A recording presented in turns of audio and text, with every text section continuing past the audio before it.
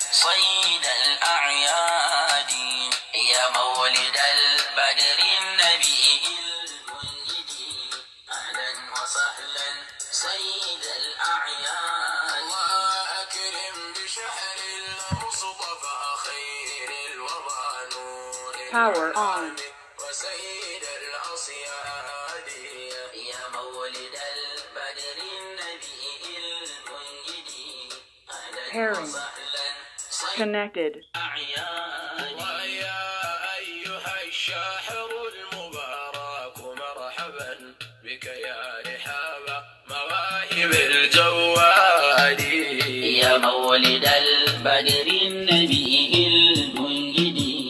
أهلا وسهلا صيد الأعياد الله يا موسم الخيرات والبركات والإمداد والإفضال والإسعاد يا مولد البدر النبي المنجد أهلا وسهلا صيد الأعياد الله يا ملتقى الأدباء والعلماء والأخيار إنك معهد الإرشاد يا مولد البدر النبي المنجد أهلا وسهلا صيد الأعياد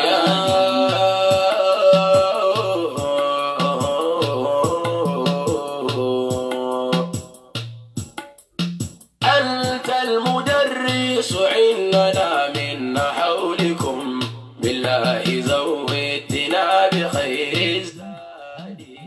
يا مولد البدر النبي المنجد أهلا وسهلا صيد الأعياد ونفحاتكم أرق الشظي المشعل الأشواق في الأبناء والعجداد يا مولد البدر النبي المنجد أهلا وسهلا صيد الأعياد وقصائد المداح في ساحاتكم تصفو القلوب بحالة الإنشاد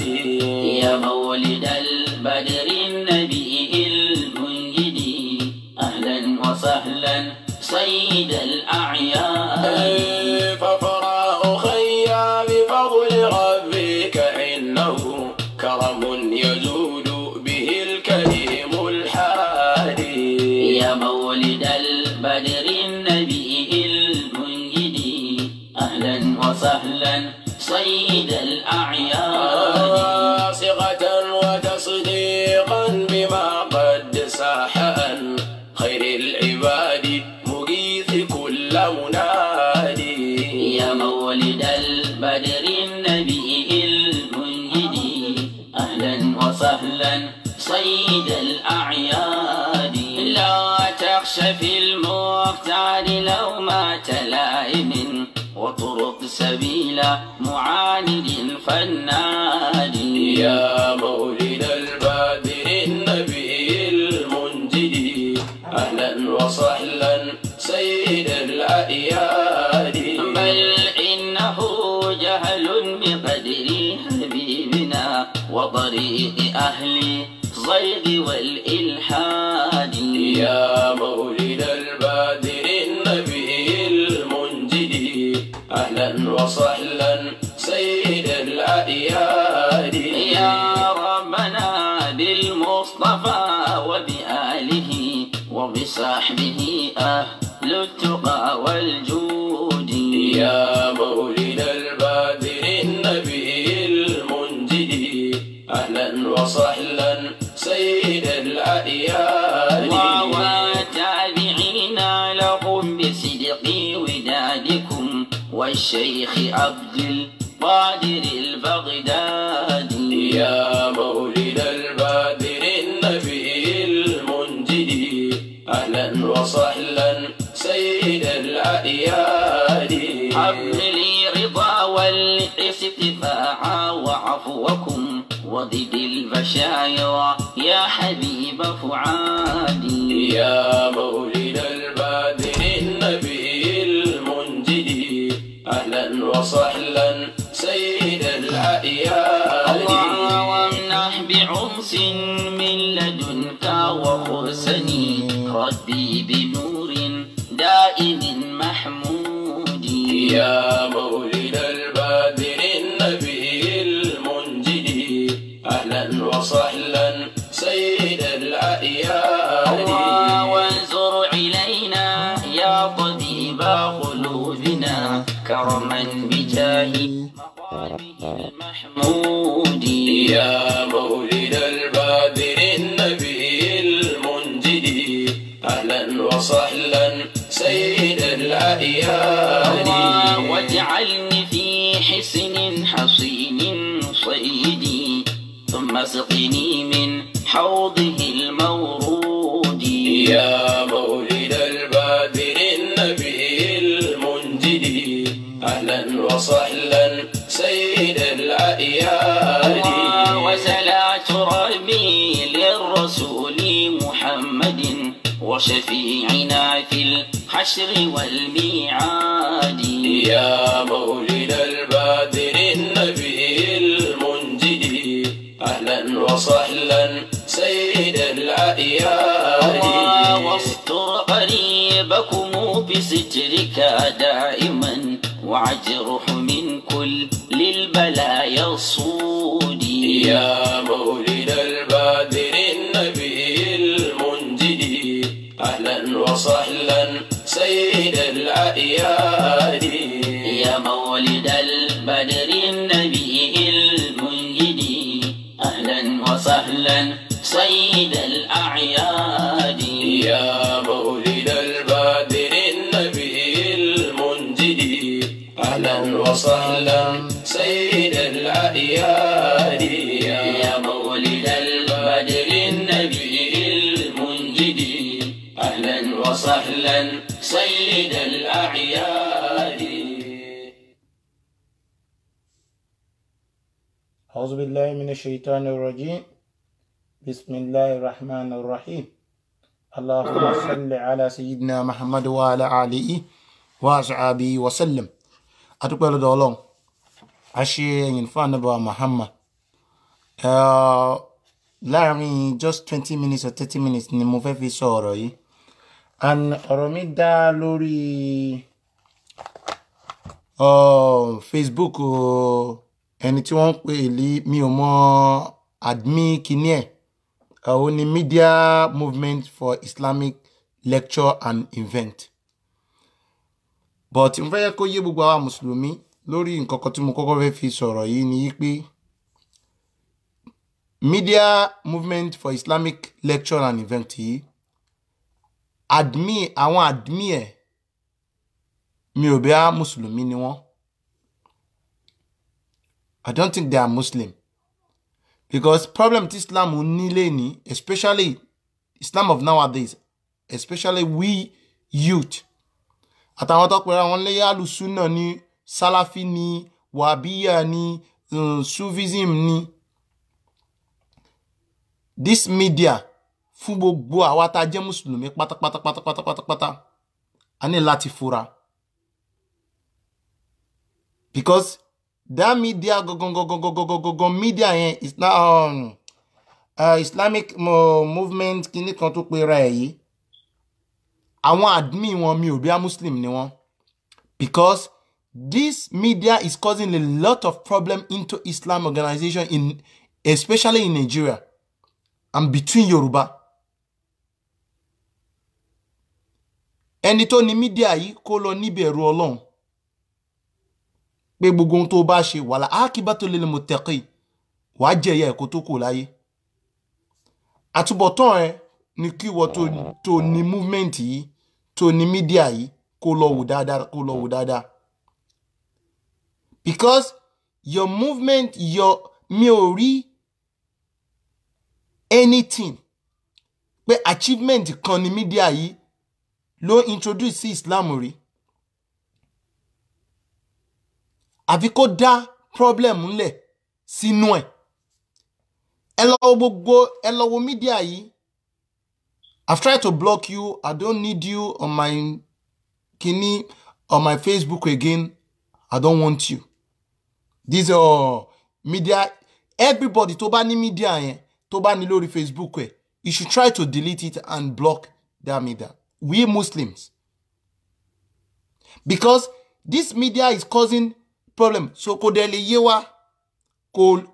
ẹ jẹ́ sọ nǹkan tó ń ṣe ńbẹ̀ ni pé when he open a YouTube, ó níye ó níye followers tó bá generate ló máa fi rí owó. Iye followers tó bá generate á máa fi rí owó. So ó máa wá come up with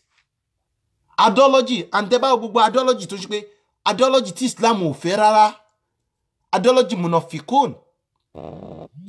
ideology munafiki ló wà nínú tó ń ṣe. This media tó bá ní block ẹ̀, I'm talking to all Muslims.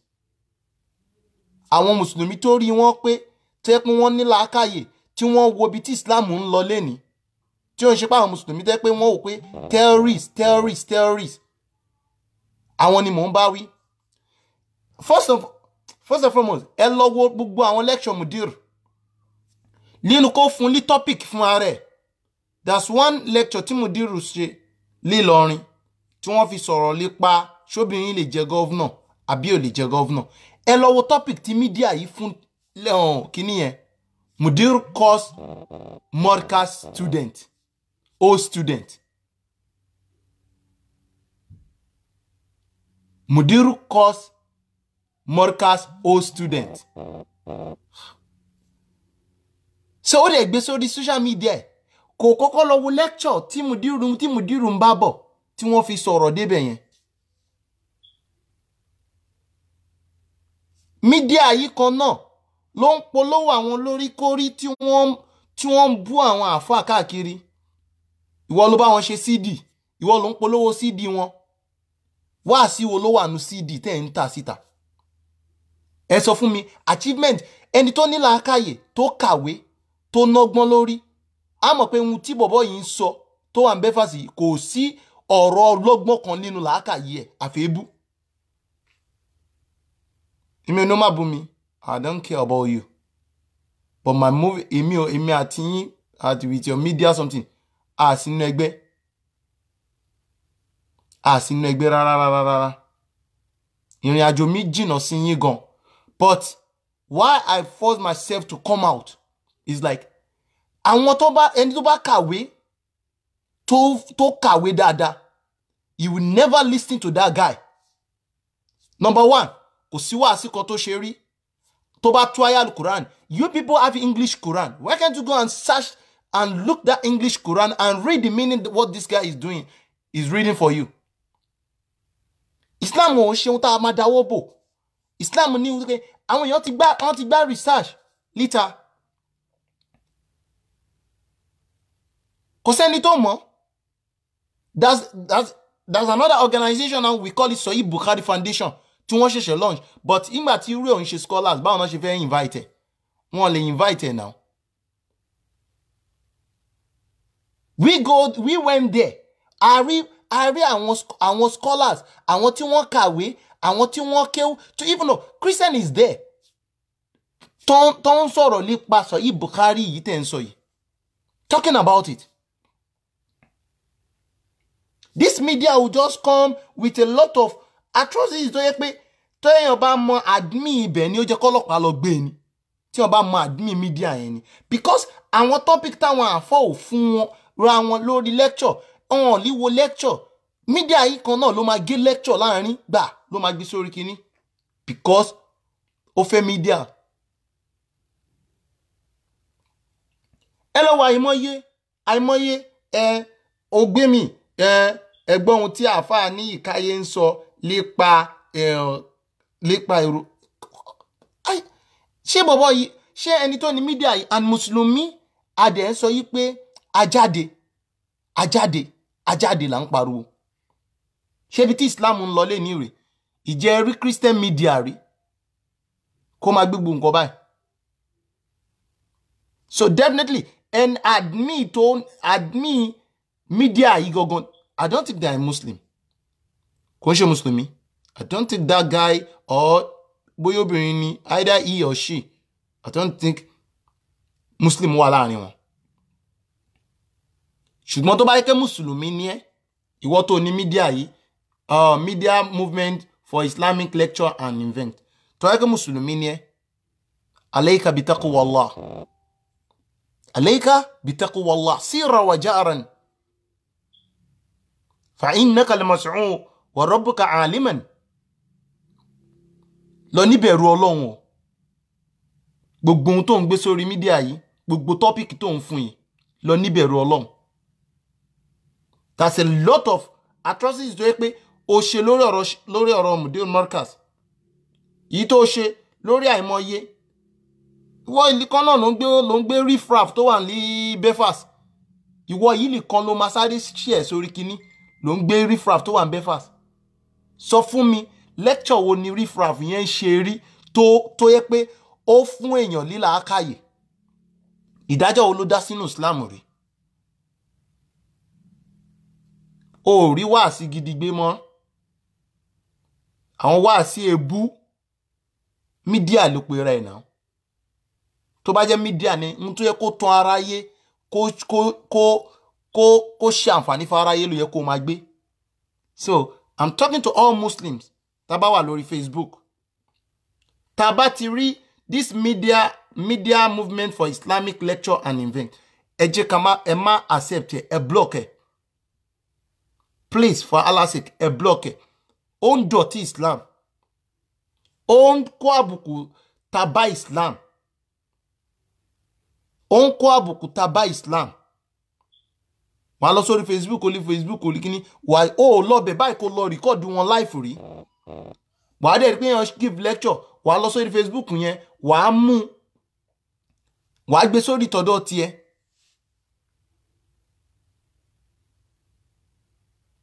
Èèyàn sọ fún ẹ̀yin pé òun fẹ́ máa bú Markaz, inú ẹ̀ dẹ̀ ń dùn. There's a lot of things tó máa sọ. Tó ń sọ lórí kíní. Ìwọ tó ní media yìí ó bẹ̀rù Ọlọ́run o. Ṣùgbọ́n tó bá ṣe tó yẹ pé nítorí pé òun ṣe nítorí gáríjì kan ni, nítorí owó kan ni, àbí kán bá lè mọ̀ ẹ́, àbí ó fi rí nǹkan kan ni. Gbà yí pé kó tó kù láyé wàá jẹ̀yà ẹ̀. Lọ tún àníyàn ẹ ṣe. Mo rí tí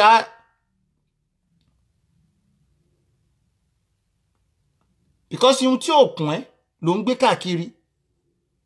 Ó ní Adam Fulani àbí kí ló pe àfà náà. Òun send message pé you will block him from this page. But riffraff tẹjọ wà tó wà ní Belfast tó ń give lecture. Kí lè tó block òun lórí page yẹ? If you are a good Muslim media, tó dẹ̀ mọ̀ pé gbogbo lecture tó ń ṣe pé tó ń bú àwọn àgbàlagbà tó ń ṣe gbogbo ẹ̀, kí lè tó block ẹ̀ lórí media ẹ̀? If you are a good Muslim media, because I don't think you are a good Muslim media. O dẹ̀ níbẹ̀rù Ọlọ́run pẹ̀lú gbogbo ohun tó ń gbé sórí bí. Táàfà méjì bá ti búra wọn, orí media tiẹ̀ náà ti ń rí náà. Orí media tiẹ̀ ni wọ́n ti ń rí. But ohun tó ń dùn mí fún àwọn èèyàn, most of àwọn tó wà Nigeria, àtàwọn àtàwà ní UK àti America, a gbọ́ lecture tó ṣe wá láǹfààní mọ́. Ẹ jẹ́ n sọ nǹkan kan fún yín. Àsìkò tá wà yìí, Bazul Elimi research òun ló ń lọ fún gbogbo àwa mùsùlùmí. Má jẹ́ kéèyàn kan wá gbé nǹkan lé ẹ lọ́wọ́ lẹ́ẹ̀kan náà kó ní ànábì ṣe báyìí. Kí wọ́n náà wá pé wọ́n ní tá ànábì ṣe nìyẹn. O kọ́kọ́ gbé sí làákàyè pé ṣé ànábì lè ṣe? Ṣé ànábì lè wúlíwà? Ṣé ànábì lè sọ? Àìgbá research ló ń ṣe gbogbo àwọn tẹ́ ẹ̀ ń rí tó ń pera wọn lé alùsùnà wà kìtàbù yìí o. Àìgbá research rárá ló ń ṣe wọ́n. I'm telling you the truth. Wọ́n gbà yí pé Islam lè dúró sójú kan, ẹ má tọwọ́ bọ Islam mọ́. Ká má tọwọ́ bọ Islam mọ́, òun ló fa Boko Haram. Ló fa Susan. Idiot kan sọ. Sójà ó ti lọ bí ọdún 4 ọmọ ẹ̀ tán pa lé Woolwich. Lérí Woolwich ń bí ní shouting. Bọ̀bọ́ tó pa ibo ló ti nílàákàyè, ibo ló ti.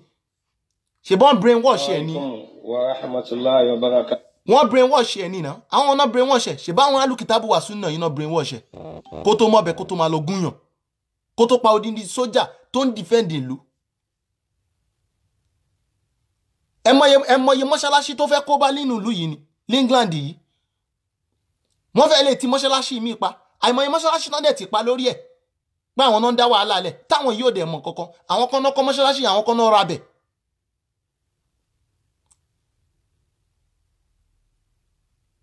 UK fàyè gba Islam kò fàyè gba jágàjàgà bẹ̀ Islam ò ní ìwà burúkú ẹ̀yin ní kẹ́ ẹ lọ yẹ̀ wá ara yín wò ẹ̀yin tẹ́ ń dánú gbọ̀n wèrè yìí sí ṣé ẹ fún aláyà Al-Qur'an tó ní irun gbọ̀n kéèyàn dá sí súnà nábì ẹ̀ ń parọ́ súnà ní ẹ wá lè wọ ìmọ̀ye irun gbọ̀n ní club. kí ni problem yín mídíà yìí gbogbo owó tó bá jẹ́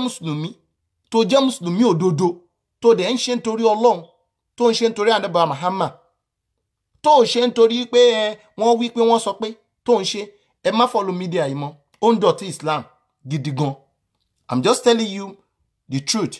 ó ń dọ̀tí Islam gan. ẹ lọ ẹni bá rò bí arọ ni mò ń pa kó lọ sórí mídíà yìí kó lọ wo gbogbo àwọn atrocity tí mídíà yìí ti kọ lórí issue yìí òun ló ń gbé àfa ilé ìbú lágbájá àfa àtọ̀hún bú lágbájá. Yorùbá community nìkan ni kí ni problem wa Yorùbá nìkan ló ń ṣe Islam ni. àìmọye atrocity tí wọ́n ń ṣẹlẹ̀ ní Saudi ẹ̀rí kan gbé síta rí ni àìmọye mọ́ọ̀mù wọn tó ń tì mọ́ ẹ̀wọ̀n ẹ̀rí kan gbé síta rí ni lórí pé wọ́n sòdodo fún wọn fáwọn ìjọba bẹ̀. dandan ní kí n wọ jàlábíà bíi lárúbáwá ni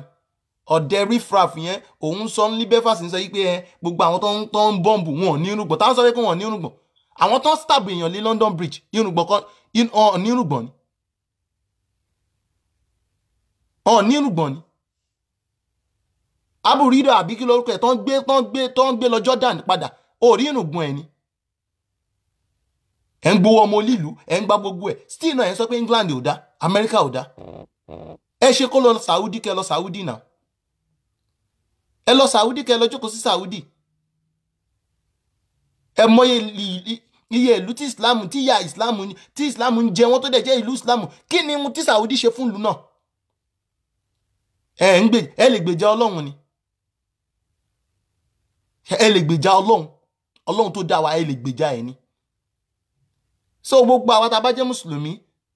l'Amẹ́ríkà ni Canada ni UK ni Europe ni Nigeria ni tá a bá rí mídíà yìí tó pe rẹ̀ ní Media Movement for Islamic Lecture and Event ẹ jẹ́ ká block ẹ̀. Don't follow this media please for Allah's sake kò ń ṣe mùsùlùmí ṣùgbọ́n tí mídíà yìí tó bá jẹ́ mùsùlùmí nǹkan kan ni máa sọ fún ẹ tí wọ́n béèrè lọ́wọ́ Imam Sayyidina Ali karamallahu wajahu wọ́n lọ béèrè lọ́wọ́ ẹ̀ nípa ẹ̀sìn àtàwọn tó ń bẹ̀sìn jẹ́ ọgbọ́n tí Sayyidina Ali ni onímọ̀ báàlù di ní kàtàrídọ́ àǹtúbà nísàwò wọ́n sa ọ́bù dúníyà kà mọ́gìtì olómi náà dásánmi tarjunna jata walam tasluk ma'ajata inna safinata la tajri ala al-yabusi tó bá jẹ́ mùsùlùmí lódodo ìwọ tó ní mídíà yìí mọ́n bá lù dín ní kàtàrídà àǹtúbà nísàwò kí tó ń bẹ̀ sí ẹ jẹ́ kí tó ń bá Islam jẹ́ kí tó ń kó ìdọ̀tí bá Islam gogogogogogo fún ara ẹ̀ ní gbogbo ohun tó ń gbé sórí ẹ̀ yìí tó fi ń bú àwọn àfáà tó fi ń ṣe gbogbo ẹ̀ àti gbogbo lecture tó ń ṣe ẹ̀ tó bá yẹ good media ní àti yá ìmọ̀ye good media tó yẹ pé lecture míì máa wà báyìí ó máa delete ẹ̀ kó lórí ẹ̀ ni kò dé ń ṣe Islam media. Why wọ́n send messages pé why tó fi ń ṣe bẹ́ẹ̀ yẹn ó ní because ara yóò gbọ́dọ̀ máa gbélé yìí ó ní because ó máa dọ̀tí ẹ̀sìn yẹn á dọ̀tí Islam media tá à ń sọ yìí Muslim kọ́ ló ní òun dẹ̀ open ẹ̀ lẹ́ni both Christian lecture and Muslim lecture ló wà ń bẹ̀ but any lecture tí ó bá ti rí pé ó wò ó rí pé kò bá làákàyè mu ó máa ń delete ẹ̀ ni Muslim dẹ̀ kọ́ ló ní.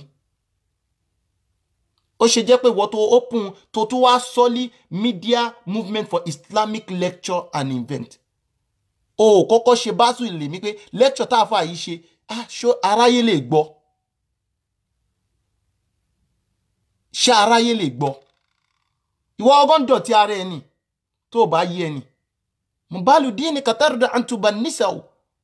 kí ló ń ṣe tó ń bẹ̀ sí ẹ jẹ́ kí ló tó ń dọ́ tínú ẹ ń dùn pé òun bá ìsìláàmù jẹ́ tó bí òun pọ́n ìsìláàmù lé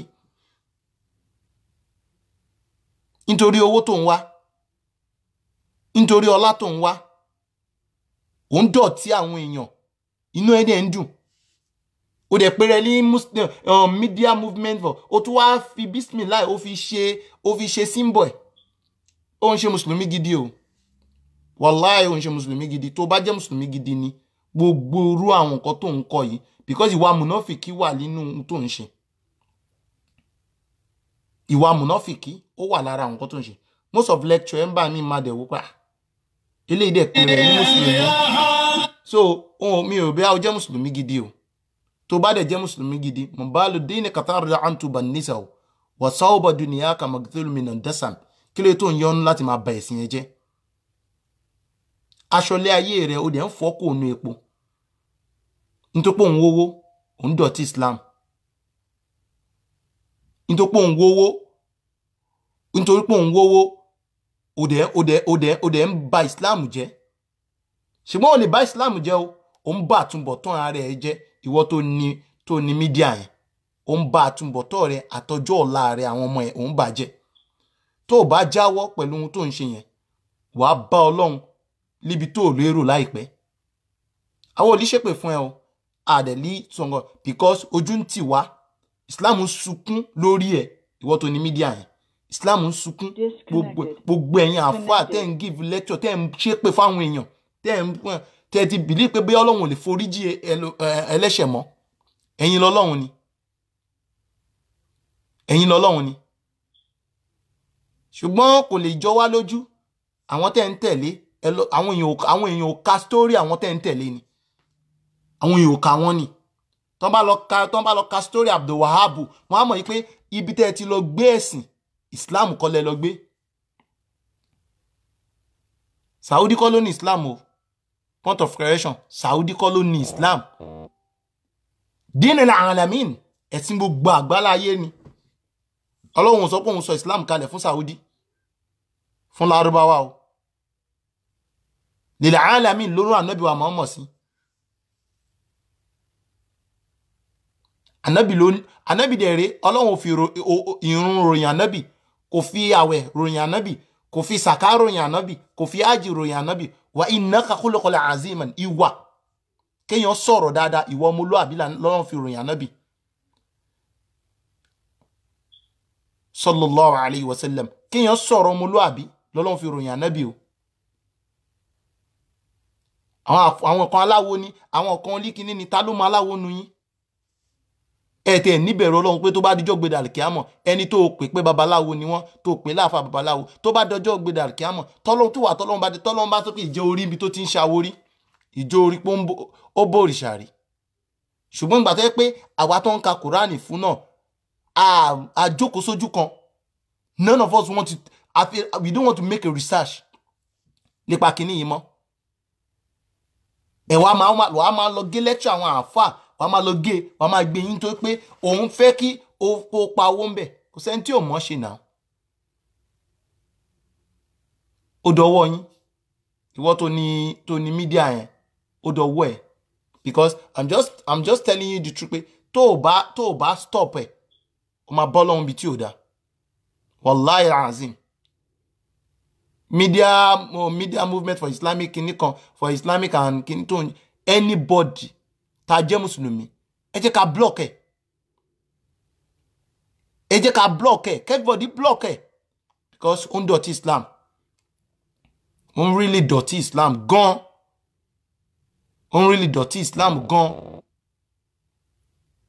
because tó o bá dọ̀tí Islam ni Dáúdà Al-Fulani ìwọ́n sẹ́ndì kìíní sí Dáúdà Al-Fulani òun sọ fún Dáúdà Al-Fulani pé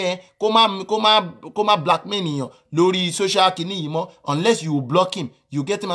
ìgbà tí wèrè tí astagfirullah nítorí tí ó máa ń kí mo sí ọkùnrin òfin máa lo word tó ẹni tí tó ń ṣe lecture ní Belfast tó ń gbé àwọn èèyàn ṣépè tó ń gbé wọn ṣépè kí ló tó sọ fún pé ó máa block ẹ lórí ibẹ̀.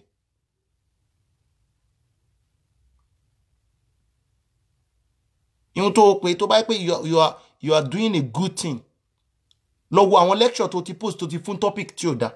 please go and change it, because kó tó lè post nǹkan, go through the lecture very well from beginning to the end. Mọ bí tá àfáà yẹn ti ń bọ̀, mọ bí tó parí ọ̀rọ̀ sí, má gé ọ̀rọ̀ láàrin kó gbé sórí ibẹ̀, má gé ọ̀rọ̀ láàrin kó gbé sórí ibẹ̀. Mo post nǹkan lórí àfáà ẹlẹ́yà àti àfáà ní ìkáyé, àwọn riffraff kan sọ fún mi pé tèmi bá wá sí Nàìjíríà wọn bí aláya yín dá. Assure Imran ẹlẹ́yà ọ̀gàn tó bá try ẹ̀ ó máa bá lọ ẹsẹ̀ ju ẹsẹ̀ lọ. I'm not èmi ò lẹ́nu o, ẹnu kọ́ ni mò ń lé o. Let Imran try it, jẹ́ kó try ẹ̀. Ìbò ṣì ń wọ America, ń wọ UK, ń wọ ká ń lọ England, let him try it. Kí ló ń ṣe wá ná? Àwa mùsùlùmí nìkan ni nínú ìlú, especially àwa Yorùbá nìkan ni ẹ lè rí láàrin Haúsá. Haúsá ń ṣẹ̀sìn lọ, ẹ̀sìn wọn wà, Sàláfì wà lọ́tọ̀, onísúfì wà lọ́tọ̀, ẹni tó jẹ́ alùsùnà àbí kí náà pé ṣí ẹ wọn wà lọ́tọ̀, wọn ò bára wọn jà, wọn ò gúnra wọn, wọn ò ṣépè fúnra wọn. Ẹ lọ Kánò náà, ṣe bá ń lọ Kánò, à ń lọ Sókótó, à ń rí gbogbo ẹ̀ náà. Oníkálùkù ń lọ lílù tọ̀tọ̀ ni wọ́n jọ ń bára wọn ṣe. Tó bá kan Dawlatul Islam náà máa bá wọn ṣe. Àwọn àfáà tẹ́ ń bú yìí, jẹ́ ń lé kan sí ẹ, ìwọ tó ní mídíà yìí, ibo ló wà lọ́jọ́ tó pa Apalára lẹ́kọ̀ọ́, tán pa, tán gé ẹ̀jẹ̀, tán gé lẹ́ran, tán gé odindi àfáà táwọn àwọn olóró tán gé. Àwọn olóró yìí jẹ́ ṣe wá sí fún wọn, ṣe báwọn àfáà lẹ́ ń bú palẹ̀ aláwo ni wọ́n. Ihun tẹ́ ẹ̀ rí, Ànábì ní iyyakum wal hasad. Ànábì ní ó dọwọ́ yín o pẹ̀lú kẹ́ máa ṣe mùnáfìkí, kẹ́ máa pẹ̀gàn, kẹ́ máa hùwà tí ò dá. Fa innal hasada yaqulu hasanati kama taqulu nara al-ataba. Nítorí pé gbogbo ìwà tó rí tó ń sọ yìí, oúnjẹ dáadáa ẹ̀ ń wájú Ọlọ́run ni. Gbogbo òun tó ń kí yìí wàá déwájú Ọlọ́run tó báyìí, o lè má bá rùn. O lè ṣe sàká, wàá déwájú Ọlọ́run tó kó lè má rí sàká, o lè má rí hajj. Kí ló fà á? Àwọn gbogbo tó ti post sórí mídíà yìí, ó lè bá ṣẹ́ ẹ jẹ́ wájú Ọlọ́run. Àwa ń sọ fún ẹ pé kó túbá ni o, abẹ́ nítorí Ọlọ́run kó túbá. Gbogbo tó bá máa post sórí ibẹ̀ tó fẹ́ yẹ kó ṣe ayé láǹfààní, please gbọ́ lecture yẹn dáadáa, wo bí tí lecture yẹn ti bẹ̀rẹ̀, wo bí tó parí sí, kó tó gbé síbẹ̀ o. Please, for Allah's sake, ìwọ tó ní media movement for Islamic lecture and event yìí, gbọ́ lecture yẹn dáadáa. Èyí tó bá ṣayé láǹfààní gbé síta fún wa, èyí tí ò bá ṣayé láǹfààní gbé kúrò ńbẹ̀, má tẹ̀ jẹ́ ká gbọ́ rárá. Ọ̀pọ̀ ẹni tí wọ́n rò bóyá ẹni burúkú ni, ó lè jẹ́ ni dáadáa wájú Ọlọ́run. Ẹ má jẹ́ àdọ̀tí Islam. Islam sunkún lórí wa. Al-Islam yabqa ala al-mu'min, ala al-muslim wal-muslimat. Islam sunkún lórí àwa mùsùlùmí ọkùnrin àtobìnrin. A sin Ọlọ́run mọ́ nítorí ayé, nítorí Ọlọ́run, à ń ṣe nítorí Ọlọ́run ni. Please, for Allah's sake, media for Islamic lecture and event, gbogbo àwọn lecture tó bá máa bá post a good lecture for us. Gbogbo lecture yẹn má dẹ̀ bá wọn ṣe mùnáfìkí láàrin orí media yìí. We want a good lecture. Islam ń sunkún.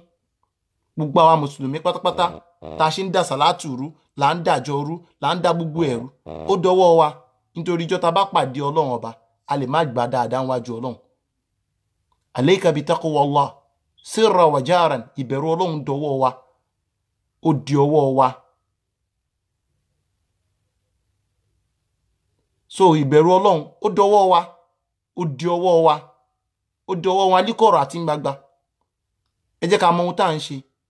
Àwa mùsùlùmí, please, ẹ jẹ́ ká mọ ohun tá à ń ṣe, especially àwa Yorùbá. Gbogbo àwọn ọmọ wa, mo sọ̀rọ̀ kan last week, mo sọ fún wa, ẹ lọ wo gbogbo àwọn ọmọ tí wọ́n ń kó lí bus stop náà. Àwọn ṣọ́ọ̀ṣì ń kọ́ big school, odidi pastor ló kọ́ bá standard school lọ́fẹ̀ẹ́. tó lọ ń kó àwọn ọmọ ní bus stop tó lọ ń ṣe pé tó ń kó wọn lọ sí Abuja ní school nǹkan kan ẹjọ́ nígbà tó nínú àwọn ọmọ 20 tó ń kó Christian méjì ló wà nù wọn gbogbo èyí tó kù mùsùlùmí ni Shakiru Wahidi Hasan Suleiman àwọn ọmọ náà pọ̀ jù náà àwọn ọmọ tó kó lọ yìí àwa Yorùbá ò dẹ̀ rórí pé àwọn ọmọ mùsùlùmí ọ̀la náà ń lọ yìí gbogbo àwọn àfáà tẹ́ ẹ pera yín ládùúsù náà yẹn mà dá skul lẹ̀ ẹ mà gbowó Saudi ẹ fi dá skul lẹ̀ ẹ mọye táwọn èèyàn ń san lórí skul yìí ni ẹ mọye tó ń san lórí skul yìí ni ìjẹ́ kọ́ àwọn ọmọ yìí ń bọ́ stop rí ẹ̀yin náà lẹ́ ń ṣe wá sí pé ká má ṣe family planning mọ́ ká má bímọ jọ nítorí pé Islam ànábì ní tá bá bímọ àápọ̀ njọ́ gbé dàrí kí ká bí ọmọ tá a lè tọ́ gbogbo ṣọ́ọ̀ṣì tó ń kún lẹ́ni ọmọ mélòó ni Christian ń bí ṣáà Christian ń kún ní ṣọ́ọ̀ṣì ni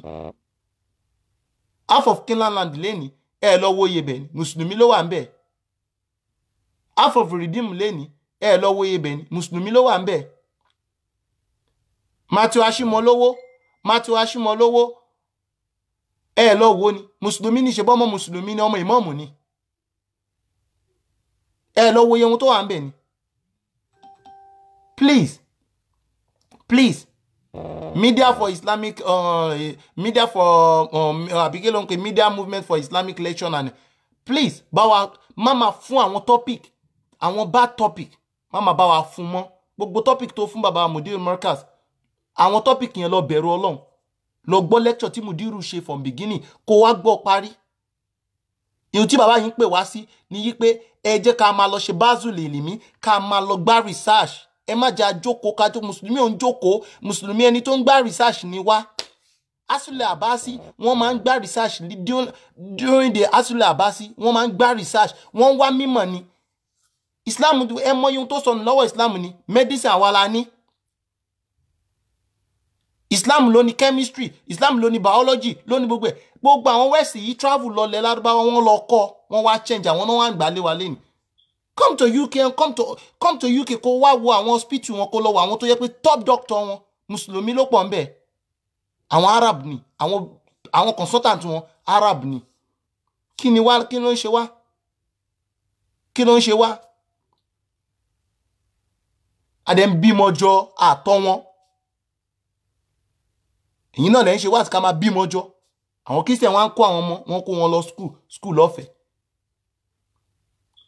tó o bá ti mọ̀ pé o ní lecture tó lè ṣàǹfààní fáyé tó o lè gbé please stop má fi ipá wá owó ìkọ́ tó bá kó jọ rántí ọjọ́ tó máa kú tó lè tẹ̀lé ẹ lọ gbogbo àwọn tẹ́ ń bàjẹ́ tẹ́ ń fún tọ́pìkì èmi ìṣe lecture ẹ̀gbọ́n táfà yìí sọ nípa chameleon ẹ̀gbọ́n tó sọ kí ló kàn ẹ́ ń bẹ́ẹ̀ ni lecture yẹn ló fẹ́ ṣe ni ó rà àǹfààní inú lecture ẹ̀ rí ni ẹni tó dẹ̀ ń bá polówó yìí tó ń bá ta CD ẹ̀ yìí nìsín wá sí wo ló ṣe fáráyé táráyé tẹ̀lé ìbọn ló ń ṣépè fáwọn àlùkò ní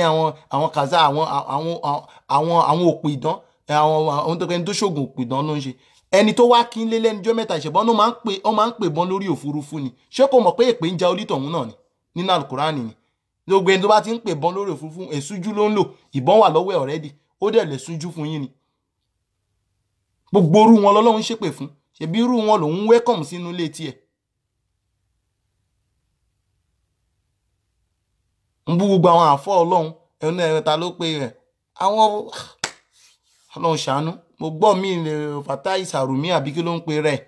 ìyẹn náà ní ṣé Ọlọ́run ló pa àwọn ṣíkádàmù lẹ́ni Ọlọ́run ṣé Ọlọ́run ló pe ṣé kàmọ́dín kò sí nínú àwọn alùkìtàbù wà súnà àná ń béèrè lọ́wọ́ iṣẹ́ ànábì ló pè yín lálùkìtàbù wà súnà ni ẹ fún wa láyà kan ayé Al-Qur'an tọ́lọ́run ti pè yín lálùkìtàbù wà súnà tó pè yín lórúkọ yẹn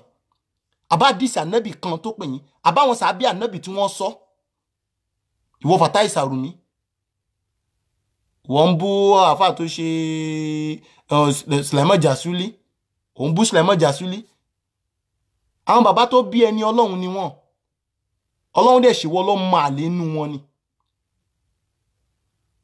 kí ó tó lọ kérí Sudani náà tí ò yọ láre tó dàbí ẹni tí yà ń jẹ kò sí mọ́lẹ̀ Ọlọ́run gbogbo ẹni tó bá ti ń pa Islam lójú jẹ́ báyìí kò ní sí nurullah wà nurul janna kò ní sí lára ẹ̀ kò sí lára gbogbo yín Imran ń ṣàdúrà òun kíbo Imran padà wálé ni gbogbo àwọn àgbàlagbà àfáà tó ṣàdúrà fún un padà wálé ni ó padà lọ wo iṣẹ́ wọn ó wo tírà wọn ó wo kí ọ̀rọ̀ wọn ó rí gbogbo ẹ̀ ló ṣe padà wálé pé àwọn bàbá yìí ò ń ṣe ohun tá a lè mú ìwọ ló máa ṣọ́ àlébù àwọn àfáà fàlébù yẹn lẹ̀ fọ́lọ́hun ẹ fi àlébù yẹn lẹ̀ fọ́lọ́hun kí ni pọ́blẹ̀mù yín ànábì ló dáa jù líwàsẹ́ wọ́n innaka khuluqul azim ẹja mú ànábì ká máa lò ànábì bá kírísítẹ́nì ṣe ó bá júù ṣe ó bá nàṣàrà ṣe ó bá yẹ̀wúdí ṣe àwọn olóní mọ̀dínà ṣé mùsùlùmí ló ní mọ̀dínà ni àbẹ̀wò wá sí lànábì fi pèpè ni wá sí kọ ìwà ní ìwà good character lànábì ní wa innaka khuluqul azim lọ́lọ́run ròyìn ànábì ìwà lọ́lọ́run kò fi ìrun lọ́lọ́run fi ròyìn ẹ̀ kò ń ṣe sàká kò ń ṣe hajj kò ń ṣe ìwà lọ́lọ́run fi ròyìn ẹ̀ ìwà lànábì fi pèyàn sínú Islam ẹ wo ohun tẹ́ ń ṣe lénìí ẹ̀yin níwà ni ìwà lẹ́ ń ṣépè fáwọn àfáà lẹ́ ń ṣépè fún gbogbo àwọn tó ti lọ ìwà lẹ́ ń ṣe yẹn ni kò ní dá fáwọn bàbá yín ẹran kékeré ọmọ odindi ìlú kan kò dẹ̀ máa ṣépè fún odindi Ìlọrin ìwọ yìí dẹ̀ ló ń bá ṣí ẹ̀ odindi ìlú kan bàbá kò kéwú kò béèrè tó rìn tó fẹsẹ̀ rìn ráàkiri gbogbo ihun tó ń pè ní ihun wọ Ghana wọ Kútọnù wọlé láti máa pèèyàn sínú Islam láì ní mọ́tò tá ló fún wọn lówó bàbá Najimuddin Kubura l'Íbàdàn Amirul Warisiya ẹ wo ohun táwọn bàbá yẹn ṣe káàkiri ayé ta ló fún wọn lówó àbí Sheikh Adam la fẹ́ sọ ni ìwọ́n tó pé fẹ́ máa ṣe Morcas night babaláku bàbá ẹ̀ mọ ohun tó ń pè náà kí ni asilu bàbá ẹ̀ kí ni ìpìlẹ̀ bàbá ẹ̀ lórílẹ̀ wọ́n máa lè tó wá láti Ìjẹ̀bú yìí tó wá ń bè wá ọmọ Èkó nìyí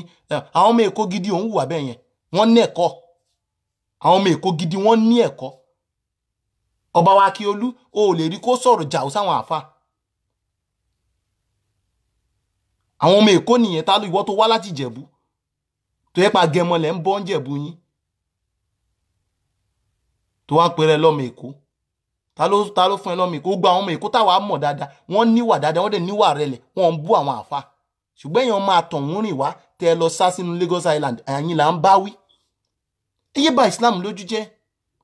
Islam ń sunkún àlè Islam yẹ́bùkẹ́ alal muslim wal muslimat tá a bá borí ẹ bo ìwà ẹ ní good character good attitude ọ̀n tara Islam ṣépè fún ẹ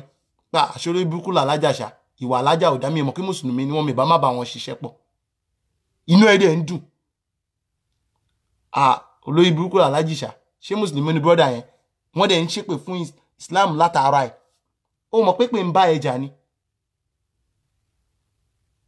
ẹ jọ nítorí Ọlọ́run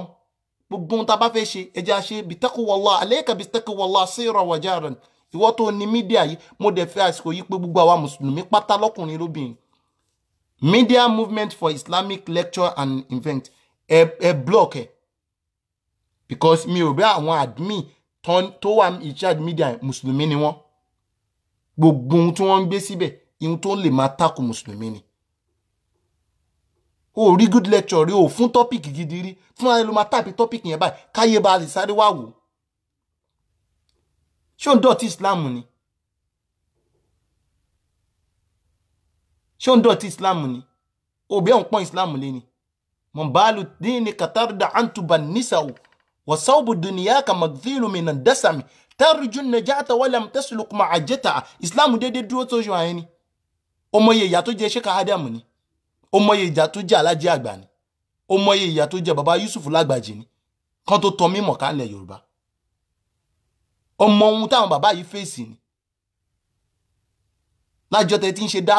dáwà yín alukitabu wa sunna alukitabu ibo lẹwà odindi sister Amira odindi Unilag ibo lẹwà àgbà tó di Christian tó ń borí tó ń da ìjáàbù bolẹ̀ ibo lẹwà nígbà tó di Christian ẹ rí confuse àbí ẹ níbẹ̀rù Ọlọ́run adẹ̀bẹ̀yìn ni gbogbo ẹ̀yin tẹ bá wà nínú gbogbo àwa tá jẹ́ mùsùlùmí pátápátá including me gbogbo ohun tí ó máa pọ́n Islam lé ní ẹjẹ́ a máa wù líwà ẹ jẹ́ ká ráyé tara wa gba Islam kán rí Islam lára pa so Islam yìí Dubai ẹ má yẹ ká ẹni tí ó mọ̀ Islam kó máa ròyìn Islam fún yín dáadáa odidi professor lamẹ́ríkà ó fẹ́ gba Islam ó ní láti lọ fún tọ́ ó wá káàkiri ayé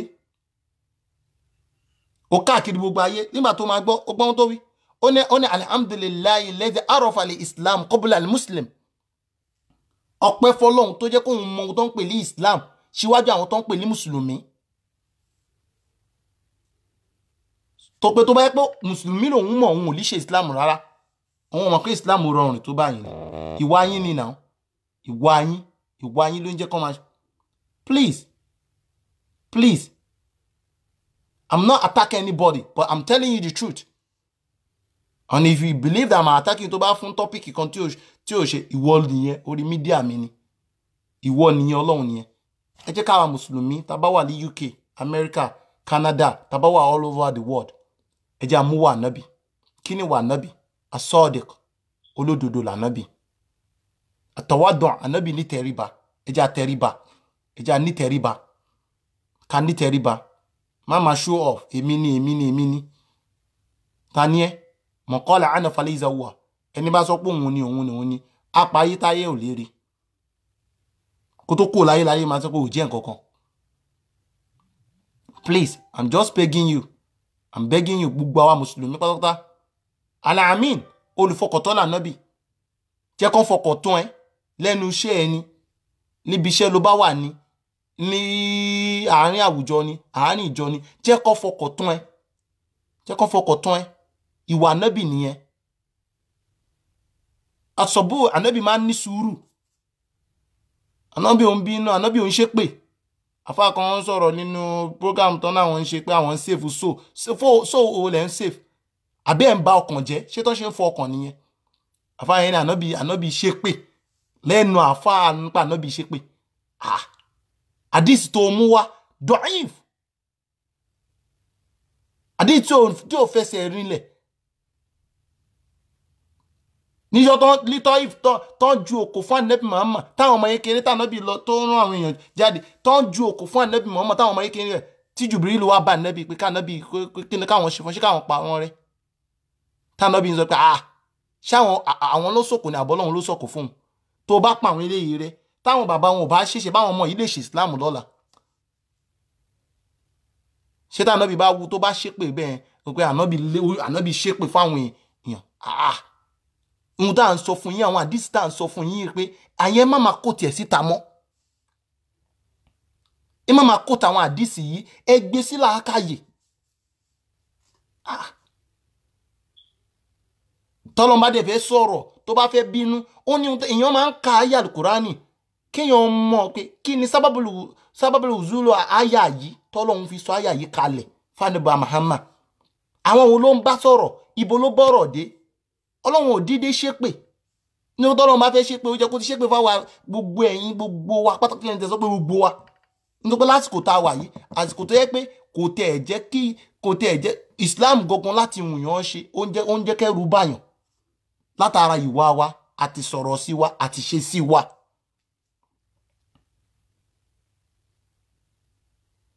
Mùsùlùmí ò ṣe fọkàn tán mọ́ ẹ̀rù ń bà wọ́n kéèyàn ní irùngbọ̀n ní ìsìn kó gbé báàgì dání bíi briefcase báyìí kó wọ underground báyìí gbogbo àwọn amára àwọn òyìnbó tó máa dìde lẹ́gbẹ̀ẹ́ ni ẹni tí ò jẹ́ kó bọ́lẹ̀ lé Canary Wharf á bọ́lẹ̀ Canary Wharf lẹ́sẹ̀kẹsẹ̀ ni pé irùngbọ̀n rí o tún wá wọ jàlábíà o tún wá dé kinní sórí ẹ̀rù á máa bà wọ́n ẹ wo ohun tó fi wọ́n á ṣe mídíà lẹ́ni tó fi ń ṣe kọ́mẹ́ndì rọ́ọ̀nù àbí ẹ̀ ń wò lórí kinní ni téèyàn máa gbé kinní tó máa wọ kinní ẹ wo tó sọ Islam dà ẹ dìde lórí yẹn o ẹ dìde lórí ẹ o pé kíní yìí o ẹ má dáhùn lóhùn Islam ò rí bẹ́ẹ̀ o ká wá ṣe wá sí fáwọn èèyàn pé Islam kọ́ nìyẹn o nǹkankan èèyàn wá gbé briefcase ṣèbí èèyàn kan ti bẹ̀rẹ̀ Nàìjíríà náà nísìnyí tó ti ń ṣe nísìnyí ó ti sọ di comedian something please alayka bitaqwallahi asira wa jara fa innaka al-mas'ul wa rabbuka aliman ó dọwọ́ wa àwa mùsùlùmí ẹ jẹ́ ká níwà ànábì wa Muhammad ànábì have a good culture òun ni the best mankind tálọ́run rán sáà gbogbo ayé gbogbo àwọn ànábì tó kù wọ́n ń tọ̀ wá ànábì lẹ́yìn ni ànábì Nuhu bínú ó tọrọ fáwọn ọjọ́ ẹ̀ ní pé kó Ọlọ́run rójò ànábì Lútù ṣe bẹ́ẹ̀ ànábì ò ṣe bẹ́ẹ̀ o ànábì ò ṣe bẹ́ẹ̀ o ànábì farabalẹ̀ ànábì látara farabalẹ̀ ànábì Muhammad ló ṣe jèrè ó jèrè ayé ó jèrè àwọn ará Mádínà ó jèrè àwọn tó wà àwọn Mísírì ó jèrè àwọn tó wà ní Iraki ó jèrè ọkàn wọn èrè ọkàn wọn lànàbì jẹ lọ́lọ́run ṣe sùròyìn ànábì pé wa innaka khuluqun azim ànábì wọ́n ló fi ń dájú lẹ́ni tó ní ìwà lọ́lọ́run fi ròyìn ànábì o ìwà mùsùlùmí àbí christian tó bá jẹ́ mùsùlùmí tó bá wà láwùjọ christian fi ìwà jèrè christian yẹn ìwà fi jèrè christian tó bá jẹ́ mùsùlùmí fi ìwà má jẹ́ kí christian rí ẹ pé kò jẹ́ kí n bá mùsùlùmí ṣe business papọ̀ because ọ̀n ṣe àlẹ́ ọ̀n ní àmọ́ náà please ẹ ní àmọ́ náà ẹ dẹ̀ jẹ́ olódodo ẹni tí ó máa sọ òdodo ìwọ mùsùlùmí kí ni irọ́ pọ̀ lẹ́nu ẹ fún kí lòun fi tú odindi ìjọ là ń tú tẹ́lómi tó bá bẹ̀rẹ̀ ẹjọ́ tó bá wọnú ìjọba yóò dẹ̀ tú ìjọ yẹn pẹ̀lú irọ́ pípa láti dá fìtínà lẹ̀ gbogbo àwa àfáà lè ní ìjà rírú ẹ̀ gbogbo nǹkan tó yẹ ká máa ṣe ká máa sọ fún pé wà nábì rè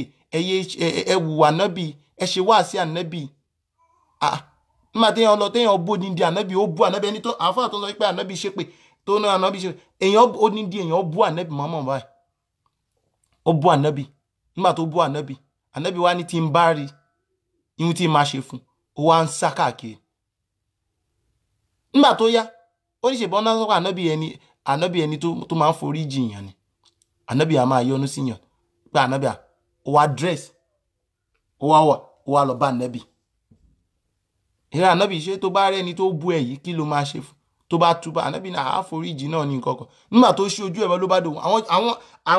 àwọn sàbẹ̀ ànábì yọ idà ànábì náà ẹ̀ pátá ni ẹ̀yin ló bú nàbẹ́ mi ẹ wò wà ànábì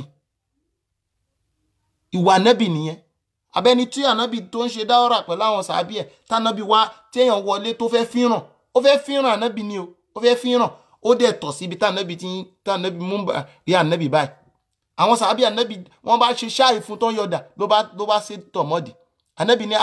kán filẹ̀ kó tọ̀tọ̀ yẹn tán ó bá tọ̀ ànábì bá bu omi síbẹ̀ ó nà ànábì wá sọ fún mi pé wá sórí bí ìyàwó máa ń kírun bẹ̀ ni tó bá fẹ́ tọ̀ bọ́ síwájú lọ́hùn ọgbọ́n tí ó lítọ̀ ń wí fún ànábì kó tó gba Islam ó ń dá pé tí àwọn tó ṣe rí làwọn sàbí rẹ̀ kò sẹ́ni tí ó ṣẹ̀sìn ó ní ṣùgbọ́n tó yẹ pé tó ṣe rí ni àwọn sàbí rẹ̀ máa rí ni gbogbo ayé ni ó ṣe Islam sallallahu alayhi wa sallam kò sí ohun tí Islam fẹ́ kọ́ wa a ti sọ fún wa pé nǹkan márùn lọ́lọ́run mọ Islam dé lórí ashhadu an la ilaha illallah wa ashhadu anna muhammadar rasul abduhu wa rasuluhu wa iqamatu salat wa ita'i zakat wa hajjil bayt wa sawmu ramadan wa hajjil bayt ni mastata'a ilayhi sabil téèyàn bá ti kálàfà nǹkan márààrún yìí ni ó ń ṣe mùsùlùmí mọ́ ṣùgbọ́n tó bá ti ń ṣe gbogbo ohun táwí tó ń ṣe tó yẹ tó ń kírun tó ń ṣe gbogbo ẹ̀ yìí fi ìdájọ́ ẹ̀ lẹ̀ fọ́lọ́run kò sí èyí tó kàn wá kò sí èyí tó kàn anybody pẹ̀lú ìdájọ́ ẹ̀ ẹni tó rò bó máa wọná tó bá ba lálẹ́ kìámọ̀ tó bá ba lé àlìjọ́ náà nǹkan ṣó ó challenge ọlọ́run ni ó ní challenge ọlọ́run ni yaf'alu ma yasha ọlọ́run ọba ṣe yóò òun ni so à ń bẹ ọlọ́run fẹ́ni kọ̀ọ̀kan wa ẹ jẹ́ àmúwà nẹ́bí wa Muhammad so media movement for Islamic lecture and inventing ẹni kọ̀ọ̀kan wa tá a bá jẹ́ mùsùlùmí ẹ jẹ́ à block ẹ̀ because ó ń kọ́ àbùkù ba Islam ẹ lọ gbogbo topic tó ń fún àwọn kínní ọ̀tọ̀ ni wáàsí táwọn èèyàn máa fún kínní lọ́ máa ṣe ó rí pé wáàsí yìí o obìnrin lè jẹ gọ́fúnà o ṣẹ̀rí àsọ báyìí o ẹ gbọ́ lẹ́nu pẹ̀ka mudir course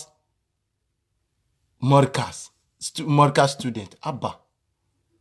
abba ó dẹ̀ níbẹ̀rù ọlọ́run pẹ̀lú ohun tó ń kọ́ yìí afáàkọ́ ló ní ayé àkátìbù mọ́ kàtàbù kìíní kan mo gbàgbé nu orin tí a ṣe kàdá pé ìwọ tó ń kọ nǹkan ó jẹ́ kọ dáadáa lẹ̀ tó bá dijọ́ tó máa kọ tiẹ̀ náà ìwọ tó dẹ̀ ń sọ ọ̀rọ̀ sọ dáadáa lẹ̀ nítorí ìjọ tó bá máa sọ ọ̀rọ̀ tiẹ̀. Abẹnìkọ̀ọ̀kan wa pátápátá ẹ jẹ́ àmúwà nábì, ẹ má jẹ́ ká máa wò ẹ lè judge now. We can't judge. Tọ́lọ́run fi sọ fún ànábì ká nábì máa judge. Ta lè mi àti ẹ ta fẹ́ máa judge. Àwọn àfáà kan ṣe bọ nǹkankan ihun tó rí lọ́wọ́ wọn.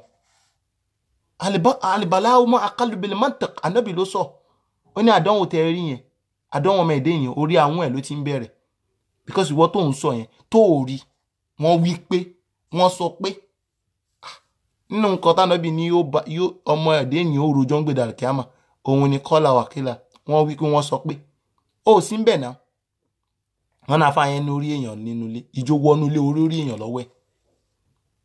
Wọ́n náà fà yẹn ṣe 419 ìjó bá 419 lọ́wọ́ ẹ̀ ìjẹ́ èèyàn kan wá bá ẹ rí. Ẹ jẹ́ àbẹ̀rù Ọlọ́run, ojú Islam ń sunkún lórí wa. Àwọn tó wá nẹ́sìn jù wá lọ wọ́n wá ń ṣe research jù wá lọ. Àwọn tó ń nẹ́sìn tó wà wọ́n wá ń ṣe research lórí Islam. Tí wọ́n bá wá sí event tí wọ́n ṣe Sahih Bukhari Foundation ní England, wàá mọ̀ yí pé àwọn tẹ́ ń pè ní mustashirikun yìí wọ́n ń ṣe ọ̀tá Islam, wọ́n ń ṣe ọ̀tá Islam rárá. Nínú wọn fọ Islam mọ́ ni. Gbogbo àwọn tẹ́ ń pè ní mustashirikun wọ́n ń ṣe ọ̀tá Islam o. Ẹ̀yin lè kà wọ́n lọ́tà bóyá bí tẹ́ ẹ fojú sí pé àwọn ń tú àwọn nǹkan kan jáde wọ́n ń ṣe ọ̀tá Islam, but wọ́n sọ fún wa pé tó yẹ pé lóòótọ́ Ọlọ́run ròyìn ànábì náà Al-Qur'an pé wa innaka khuluqun aziman kò jẹ́ ká ànábì tún máa nírú wà báyìí lọ́wọ́. So that means pé Qur'an yìí ó sọ̀rọ̀ àwọn eléyìí ọmọ èdè ènìyàn ló kọ́ eléyìí ọ̀rọ̀ Ọlọ́run ni wọ́n gbà pé ọ̀rọ̀ Ọlọ́run ní Al-Qur'an wọ́n dẹ̀ believe lórí ẹ̀. Àwọn tẹ́ ń pè ní mustashirikun yìí because wọ́n ti gbé wò wọ́n gbé Qur'an wò wọ́n gbé wò wọ́n wá confirm yìí pé nínú wọn sọ ó dìídì sọ ní pé kò sí ohun tó jẹ́ kó ń gba Islam látara research tó ń káàkiri tó bá ń sọ lábá ọmọ real British Professor George real British ọmọ funfun ni n tó mú gba Islam ju pé òun tó bá ń sọ lábáwá lẹ́nu kọ́mọ lábáwá gan wọ́n ṣe pẹ̀lẹ́pẹ̀lẹ́ ni níbi tó gbá research dé.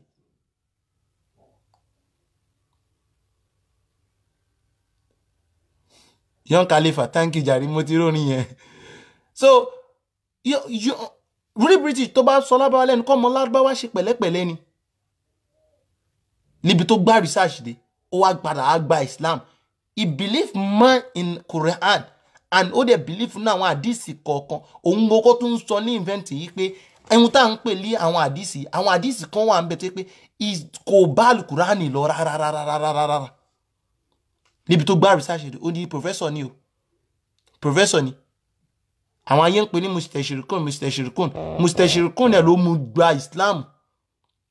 mú gba Islam látara research tó ń gbá wípé àwọn fẹ́ mú àwọn writer kan ó kọ́ ìmọye tíra jáde tẹ́ pé wọ́n ò rí writer ẹ̀ tó ní àwọn tíra yìí ó ṣàbùkù Islam.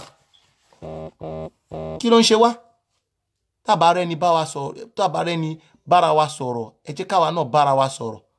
Ẹnu ń kún mùsùlùmí létà àwa lè kàn ní terrorist, àwa lè kàn ní suicide bomber, àwa lè kàn náà ní kinní kan. Ẹlòmíì wá ń dẹni pé ẹlòmíì tó ní ìpọ̀tẹ́ wá ń dẹni pé bóyá ó ń lọ sí Amẹ́ríkà kí ó wá ń fárùn gbọ́n ẹ̀ pé kọ́ máa fojú sóhun lára. Èèyàn ń bọ̀ ní UK ó dẹni tó yẹ pé kò wó pé wọ́n wá di pé wọ́n ìbéèrè tó ń béèrè lọ́wọ́ ẹ̀ gangan fún ara ẹ̀ kò lè ẹ̀rù tí ń bà tí ó mọ̀ kankan nípa ihun tó ń ṣẹlẹ̀. Àwa sọ Islam di ihun tó yẹ pé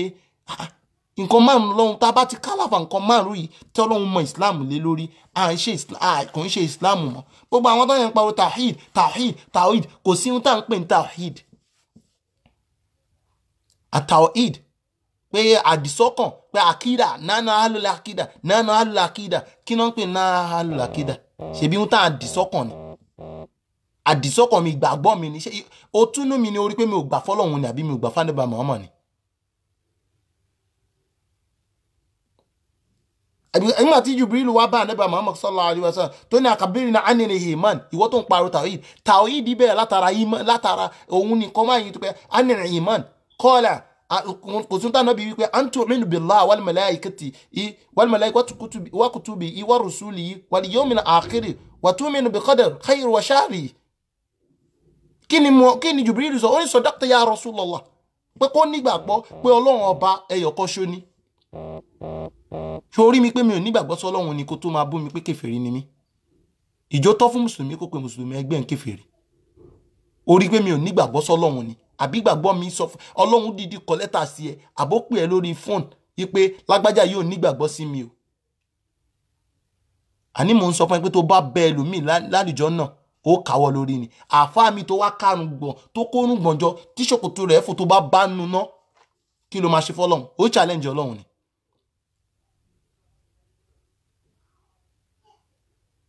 Táwọn pè gbogbo àwọn èèyàn ní kèfèrí, táwọn pè wọ́n kèfèrí, táwọn pè mùsùlùmí. Ààrógún kèfèrí jà mọ́ nísìnyí, ogun mùsùlùmí ká lé àwọn mùsùlùmí jáde nínú Islam ni. Àwọn èèyàn dẹ̀ ń kó nínú Islam lọ ń ṣe ẹ̀sìn míì látara the bad attitude tó ń ṣe wáyé tèmi àti ẹni. À ń jẹ́ kẹ́sìn le kókókókó mọ́ àwọn ọmọ tá a bí. Àwọn ọmọ wa ń bẹ̀rù káwọn ọmọ tèmi bí kán máa bèrè pé ṣé Islam, say your Islam is too hard because the way this lecture is going, all this. Ẹ fẹ́ fáwọn ọmọ lecture, gbé lecture kókó wà lórí, kẹ́ kọ́kọ́ gbé láti bẹ̀rẹ̀ pẹ̀pẹ̀ fáwọn ọmọ yìí. Ẹ ń gbé lecture pé kọ́ máa lọ no niqab, kọ́ máa lo niqab, kọ́ mọ ìkéré ọmọ tí ò tí ì máa rí kó lo niqab. Ẹ gbọ́dọ̀ máa wọ àbáyà black ni, àbáyà black. Aya Al-Qur'an wo lọ́hùn sọ ká máa wọ black? Aya Al-Qur'an wo ni? Ẹ fún mi láyà náà tọ́lọ́hùn tí ní ká máa wọ black. So gbogbo ohun tá à ń pè, ihun tẹ́ ẹ lè pè ní tawhid, nǹkan márùn-ún ni àbí mẹ́fà. Òun náà ni an tu'minu billah, kéèyàn nígbàgbọ́ sọ́lọ́hun, wa malaikati àtàwọn màláìka rẹ̀, wa kutubi àtàwọn tírà rẹ̀, wa rusuli àtàwọn òjíṣẹ́ rẹ̀, wal yawmil akhiri àtọjọ́ òǹgbẹ́ndàlẹ̀ kìyàmà, wa tu'minu bil qadar, kó nígbàgbọ́ sí destiny tá à ń pè ní kádàrá khairi wa sharri, ó dáadáa bẹ̀ àtàbúrú bẹ̀. Ìwù tá ń pè ní tawhid nìyẹn. Tó bá ti nígbàgbọ́ sí gbogbo nǹkan kìíní, tó gbàpọ̀ lọ́hùn ni, tó wá bá ẹ tó níṣọ́ lọ́hùn pé méjì tó ní ẹyọ kan ni, ṣó pé mẹ́ta tó ní ẹyọ kan ni. Tó dẹ̀ nígbàgbọ́ sáwọn màláìka rẹ̀, tó gba gbogbo àwọn màláìka gbọ́.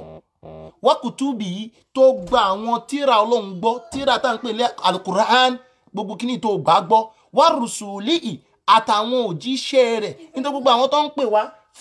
fún àwọn kíní pé kí ló ń pè ní tawhid, pé kíní yìí ó ń confuse àwọn kíní meaning of tawhid. This tó bá ti nígbàgbọ́ sí gbogbo ohun tá à ń wí yìí,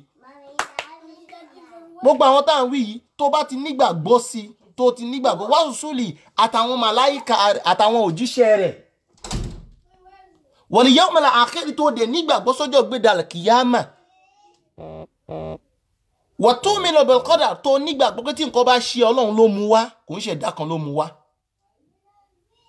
Khairi wa sharri, tó nígbàgbọ́ sí dáadáa àti aburú bẹ̀, pé ìjọ́ tó bá rí jẹ Ọlọ́run ni, ìjọ́ tó bá rí jẹ Ọlọ́run ni. Tó bá ti nígbàgbọ́ sí ẹ, ó ń ṣe kèfèrí. Kéèyàn pè ẹ́ ń kèfèrí ń gógó ní kèfèrí. Ànábì ní ẹni bá pè yàn kèfèrí ń gógó ní yálàyà kèfèrí. Kí ló ń ṣe wá?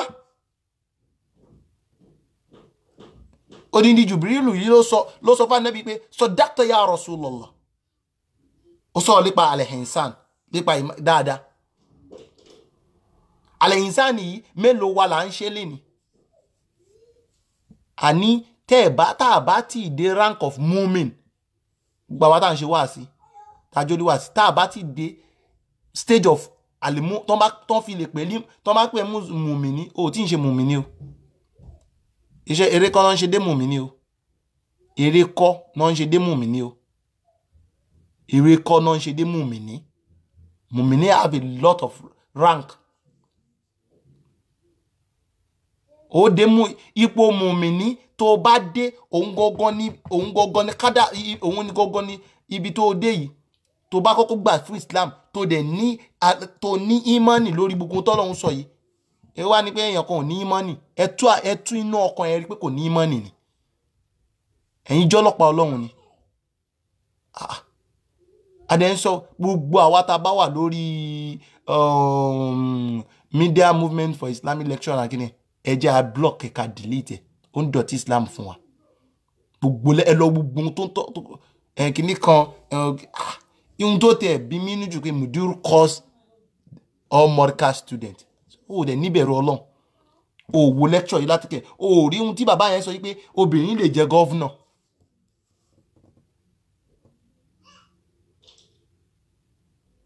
pẹ̀lú pé gbogbo àwọn ọmọ wa tán kàwé lílọ industry ní Nàìjíríà aláka àwọn obìnrin wa tán lọ ṣe lọ àsọwọ́n di ìyàwó ilé full housewife àjọ ń lọ sínú lọ yẹn mùsùlùmí ṣòfò kírísítẹ́nì ló kún bẹ̀ ṣó mùsùlùmí ṣòfò lọ́ọ̀bẹ̀ aṣòfò obìnrin tó jẹ́ lọ́yà ẹ lọ wo jọ́ọ̀jì lọ ká tó rí mùsùlùmí tó kúnnú jọ́ọ̀jì lóbìnrin bí aná pọ̀ tàbá ní 100% bí ala ní 20% nínú wọn àti àwọn ọmọ nulé ẹ lọ sórí nígbà tí èèyàn ṣòdìndí tó jáde economics ní UNILAG with first class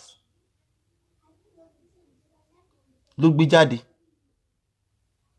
tó yẹ pé wọ́n á máa dùn ní kéèyàn wá a sínú ilé òfin sínú ilé ní full housewife àtúláàkì nínú yẹn náà ìwọ tó ń pariwo dókítà lè wo wọn ìyàwó mi wọn máa dájà lè bá wọn gbọ́dọ̀ rí jọ nítorí Ọlọ́run kí lè tẹ́ ìjẹ́ káwọn mùsùlùmí wa àwọn ọmọ wa tán lọ ṣe lọ tán lọ ṣe mẹ́tìn kán bọ́ sí ká bí wọ́n ṣe bá àwọn ọmọ nù lé ni àní Islam ẹjẹ́ alájú kọ́tsọ̀ lárúbáwá ta fẹ́ kọ́ yìí ẹ wá sí ihun tó ń dùn mí ni pé most of ẹlòmíì tó ń sọ̀rọ̀ ìmí ń gbénú ìlú yìí he know better àwọn ọmọ lárúbáwá tá à ń bá pàdé tó bá fẹ́ kírun báyìí náà máa lo ìjáàbù wọn tó bá kírun tó ń jù sínú báàgì wọn padà ni wọ́n ń lọ nìyẹn ìmí adé borí kò ní lo jàlíbábà adé rọra lo mọ́ fúlàní senior doctor ni wọ́n adé wọ ṣòkòtò senior doctor ọdẹ ń bá wa kírun ọkùnrin á tò síwájú obìnrin á tò sẹ́yìn náà àwọn ọmọ lárúbáwá bẹ́ẹ̀ dẹ̀ ni tẹ́ bá tún wá fẹ́ máa sọ̀sọ́kúsọ àátútù àṣírí ihun tí tó pé ẹ̀sìn àlè kọ́ṣe lárúbáwá go to West End lálẹ́ Arab club wọn West End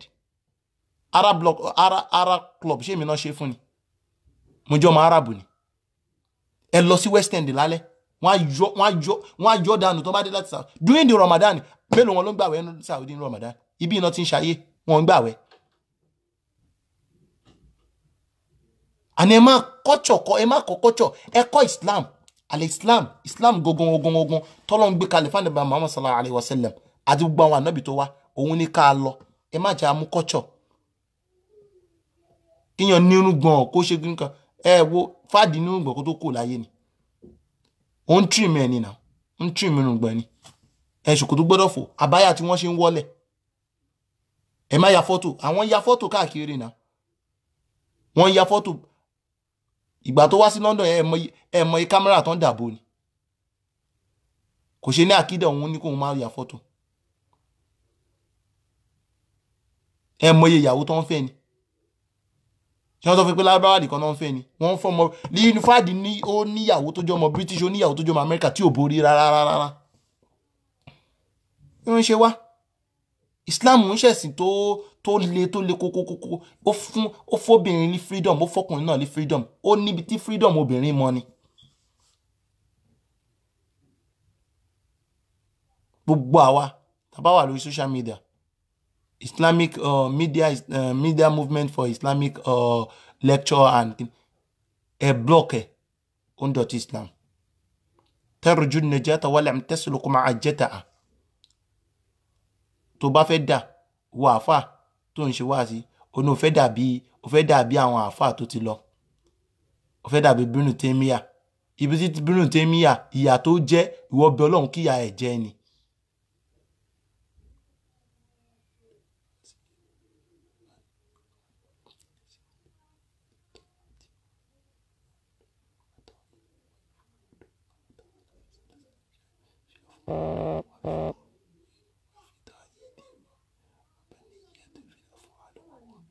Ya Sheikh Ibrahim, mo understand ohun tẹ́ ẹ kọ, ya Sheikh Ibrahim. Fine. Tẹ́ bá gbé wá pé alẹ́ iman pé òótọ́ ni ohun tẹ́ ẹ sọ. But iman ló bí tawhid, ya Sheikh. Iman òun ló bí tawhid, ya Mawlaya. So bí af'ali yìí wa huwa tawhidi bí rabbaniyat wa bí af'alanan, ya Mawlaya. Ihun tí mo ń sọ lórí ẹ̀ ni pé Islam tá ń ṣe léni Sheikh Ibrahim Masayid òun ni pé gbogbo tawhid wa pátá gbogbo tawhid wa Sheikh Ibrahim ká ṣe bí taqwa Allah. Ma de ṣá a máa sọ pé àwọn oli sufi oni tawhid ni wọ́n ní nǹkan mi tó ń pè ju Allah ṣé la ilaha illa Allah tó ń ṣe mọ́ṣáláṣí kò ń ṣe tawhid ni ṣé kò ń ṣe nu tawhid ni ya Sheikh Ibrahim.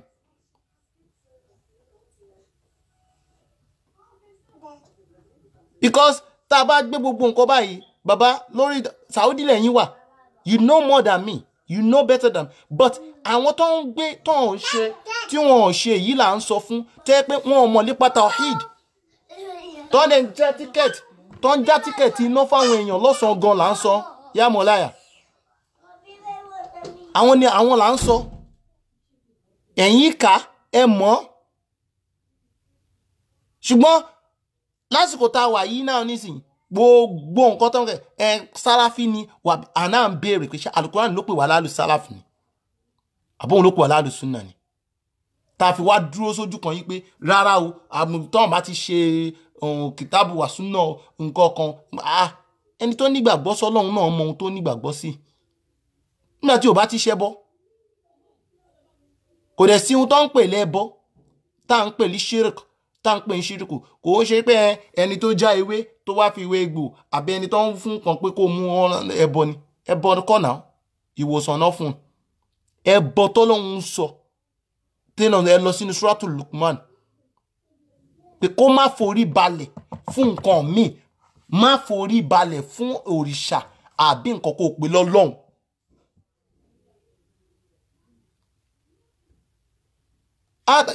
Àmín ya Sheikh, ya Mawlaya, wallahi kọ́lọ̀n kó là wá nínú fìtínà sàmánì tá wà yìí ni Mawlana. Wallahi Sheikh Ibrahim mo appreciate ọ̀rọ̀ yín, wallahi kọ́lọ̀n kó là wá nínú tá ń face ní àwọn èèyàn sákò ní Islam. Ẹ jẹ́ ẹ̀yin tẹ́ tún ní mímọ̀ yìí tẹ́ wá Saudi ẹ bá wa tọ́nà ìmọ́lẹ̀ sí àwọn nǹkan báyìí, ẹ bá wa jẹ́ kó yé àwọn èèyàn yìí pé àwọn nǹkan báyìí ẹni tí ẹlòmíín ṣe àfọ́òdí Sufi tó ń ṣe la ilaha illallah tó ń ṣàṣàlátù tó ń ka Kùránì, ṣé yẹn la máa pè lẹ́lẹ́bọ ni? Ṣé tó kó tí ń ṣe la ilaha illallah ànábì òjòkó kò ṣe la ilaha illallah, ànábì tó ní afdalu dhikr wa huwa la ilaha illallah. Yìí tó fi ń ná oore jù nínú ọlá díkìrí òun náà ni la ilaha illallah kéèyàn máa ṣe. Wa afdalu du'a wa alhamdulillahi hamdan pé èyí tó fi ń dájú ládùúrà ní kéèyàn máa ṣe alhamdulillah. So kọ́lọ̀n kó là wá nínú fìtínà tá kó sí pẹ̀lú àwọn tó yẹ pé jahil murakkab wọn kéèkó ìmí dẹ̀ nífẹ̀ẹ́ nú ni wà tús hadith ó nójú ibi tá ti máa lo hadith, ó nójú ibi tá hadith mi wà kò jẹ́ ká lò níta gbangba tá máa wò hadith yìí ṣé ó kálàfà Quran àbí ó kálàfà Quran wà kọ́ bí sí lákàyè ni hadith yìí ò ṣe lò. Adẹ̀ ń sọ fún yín pé lásìkò tá a wà yìí ìgbà tí Islam àwọn tó tàn Islam kájú àwọn àfọ́òlí Sufi ni not tàn Islam ká. So kọ́lọ́n kó ṣàánú ẹnì kọ̀ọ̀kan wọn Sheikh Ibrahim, kọ́lọ́n kó ṣàánú wa ni ya Mawlaya. I'm going to slap you. I'm not in a good mood. Please gbogbo àwọn tá jẹ́ àfà nínú ilé yìí tá wà nínú abẹ́ ní kọ̀ọ̀kan wa kọ́lọ́n kó kún wa, kọ́lọ́n kó dẹ̀ ṣàánú wa, kó fàgbọ́yé Islam yé wa. Ìwọ tó máa gbé Islam lé lọ́wọ́ tí wọn náà ò bá lo adọ́lọ́jẹ́ pé ṣé kíní iṣó rí bẹ́ẹ̀ nínú Islam àbí kò rí bẹ́ẹ̀ nínú Islam, ṣànábì lè wùwà báyìí àbánábì ò lè wùwà báyìí ẹnì kọ̀ọ̀kan wa ẹ má jẹ́ kán gbé nǹkan lé wa lọ́wọ́ tó máa yọ ímọ́ni wa kó ń bẹ̀ ẹ jẹ́ a nígbàgbọ́ sọ́lọ́run ká kírun wákàtí 5 wa ká máa gbàwẹ̀ wa déédéé ká yan sàká wa tá a bá ní lọ́wọ́ ni ká máa gbàwẹ̀ wa tá a bá ní lọ́wọ́ ni ká ṣe hajj tọ́lọ́run bá bù wọn alárísìkí èèyàn ń fowó èlé lọ hajj ó ta bàbá ìjẹ̀bú wa ní ẹ ó jẹ bàbá ìjẹ̀bú wa ń lọ hajj ó ní hajj o ìwọ tó dẹ̀ wá ń lé ìbò tó ń fi credit card mi ti bá dì máa san ó ní hajj èèyàn ń fi gbogbo orú owó bẹ́ẹ̀ yẹn ó èèyàn fi ń ṣe hajj sàká ihun téèyàn bá ní jẹ́ pé láàrin ọdún kan tó bá ní profit lórí pé o wò pé owó yìí ló lè yọ sàká lórí ẹ̀ ìwọ́n wọ́n tẹ́ pé èèlò ló ń gbà èèlò ni òun gbà pàáwà wàá sanwó lé wàá ṣe pé tó ò ní savings láàrin ọdún kan báwo sàká ò tọ́ sí ẹ even though bá fún ẹ bá pàwọ́ 2,000 ẹni tó ń fún sàká ni àbí civil servant tó ń fún ní 18,000 nàìjíríà lẹ́ni kó yọ sàká ní owó ẹ̀ gbogbo àwọn tó ń ṣe báàbù sàká àti báàbù tó ń ṣí sí nàìjíríà ó lè ní wọ́n fi ń jalè ni wọ́n fi báàbù sàká ti jalè ni gbogbo ẹni tí sàká tọ́ sí mọ̀lára ṣe kíláàsì àrí ó tu fún wa dáadáa ìhun tí sàká jẹ́ bàbá yẹn ń káàkiri all over the world náà ní ìsìlẹ̀ pa islam ojú táwọn èèyàn ń kun islam ó ń bá àwọn èèyàn ṣe both christian and muslim ó ń bá wọn ṣe ó dẹ̀ ń sọ ojú tí islam rí fún wa so gbogbo àwọn nǹkan báyìí kọ́lọ̀ kó ṣàánú wa ni kó dẹ̀ tún islam ṣe gbogbo ẹni tẹ́ bá rí lórí media islamic movement tó bá ti gbìbì kúgbè síbẹ̀ ẹ̀ block ẹ̀ mùnáfíkí islam ni gbogbo nǹkan míì làwọn topic táwọn ẹni ẹlẹ́nu ò fún lecture wọn ló ń fún wọn so láti fi kín òun dẹ̀ fi make owó ni ó make owó ni so gbogbo àwọn tá a jẹ́ mùsùlùmí ẹja níwà nábì wa innaka kọlọkọlọ aziman ìwà nábì Muhammad òun ló dáa jù so kọ́lọ́n kó kọ́ ẹnì kọ̀ọ̀kan wa la hawla wala quwwata illa billahi aliyyil azim lórí ọ̀rọ̀ alukitabu wa sunna wa ọ̀nà tọ́lọ́run ti dárúkọ sunna nínú alukuran a continue ìjọ Friday a sọ fẹ́ ẹnì kọ̀ọ̀kan wa ibi tọ́lọ́run ti dárúkọ sunna nínú alukuran àwọn àyè tó ti gbà dárúkọ súnà nínú Quran a sọ fẹ́ ní kọ̀ọ̀kan wa so a tọ́ka gbogbo àwọn àyà yẹn gbogbo àyà kọ̀ọ̀kan a dẹ̀ máa sọ kẹ́ lọ wo English ẹ̀ kẹ́ wo meaning ẹ̀ so ẹ má jẹ́ kí èèyàn kan gbé ìgbékúgbè lẹ́yìn lọ́wọ́ kọ́lọ́n kó gbà á fún ẹ̀ téèyàn bá dẹ̀ kó ti alukuran tó bá ní alukuran ṣe pé ẹ lọ ka ìtumọ̀ alukuran yẹn ṣáwọn alukuran ṣe pé ló ṣe ń bẹ̀ àbọ̀rọ̀ wo ló sọ ń bẹ̀ kọ́lọ́n kó ṣàánú wa kó fi Islam yé wa nítorí gbogbo wa Islam tí yé wa tán kọ́lọ́n kó gba àbọ̀ wa nínú Islam ni kó gbà fún ẹnì kọ̀ọ̀kan wa àtòlí sufi tó ń ṣe jákujàku àti sálàfí àti wàbíà táwa náà ń tà ń ṣe jákujàku ẹ jẹ́ kẹ́ni kọ̀ọ̀kan wa ká mọ̀ pé àá pàdé ọlọ́run níjọ́ kan ìwọ tó bá ń ṣe sufi ṣe ń torí ọlọ́run àtànẹ́bì Muhammad jẹ́ kán rí àpẹẹrẹ àwọn olí sufi tàná lára tiẹ̀ má ṣe ń torí owó má dẹ̀ ṣe ń torí ayé kọ́ ran gbogbo ọ̀dọ́ olí sufi lè ní ló fẹ́ náwó ṣé Ibrahim ní àsìlò mọ́tò ó mọye ìyà tó jẹ ni ó mọye tíra tó kọ ni kọ́lọ̀ kó gbàdúrà ẹnì kọ̀ọ̀kan wa ọláwọn ẹni náà ṣé o násìrù kọ tíra ṣé o sàláàtì ṣe kàrámọ̀ mí lẹ́yìn lè ṣe léni àfàsàláàtì fowó kọ́ gbogbo mọ́ṣáláṣí ni ṣé o násìrù fowó kọ́ lé kéwú kọ́ mọ́ṣáláṣí ni ṣé kádàmù kọ́ mọ́ṣáláṣí ṣe gbogbo ẹni ìyá jẹ́ àwọn àfáà yìí tẹ̀lú júnẹ̀ jẹ́ta wálé àmì tẹ́sílùkú máa jẹ́ta tá a bá ní a fẹ́ dàbí irú wọn ni kò easy o ẹjẹ́ àtọrọ ìyà táwọn jẹ kọ́lọ́ ń fi irú ìyà yẹn jẹ wá tá a bá fẹ́ dàbí wọn ṣùgbọ́n ọ̀fà ní tẹ̀lé júnà jẹ́ta wà láti tẹ́sílùkú máa jẹ́ta iná sẹ̀fí náà láti jẹ́ alẹ́lẹ̀ yẹ́bùsí ọkọ̀ tẹ́ rí yẹn kò lè rìn lórí yẹ̀pẹ̀ àfi tá a bá gbé sórí omi o so àwọn àfáà yìí jẹ ìyà wọ́n jẹ ìyà náà fi sọ gbogbo ọmọ ẹnì kọ̀ọ̀kan wá di dáadáa táwa náà fi rí kéwúké tá a fi ń túké so nítorí ìdí èyí gbogbo àwa tá a bá jẹ́ mùsùlùmí lórí yẹn tá a bá ti rí lecture tí òun ṣe tiwa bí èèyàn fún topic ní ẹjẹ́ àkọ́kọ́ lọ gbọ́ lecture yẹn láti bẹ̀rẹ̀ ká gbọ́ bí tó dìtọ̀ wọn yẹn gbé wa tó wá pé lecture ta lè share ní ẹjẹ́ share yìí tí ò bá ṣe share ẹ má já share sórí social media mọ́ Islam ń sunkún lórí àwa mùsùlùmí Islam ń sunkún lórí wa gbogbo ẹni tí Islam bá dẹ̀ sunkún lórí ẹ̀ yóò rojọ́ wájú Ọlọ́run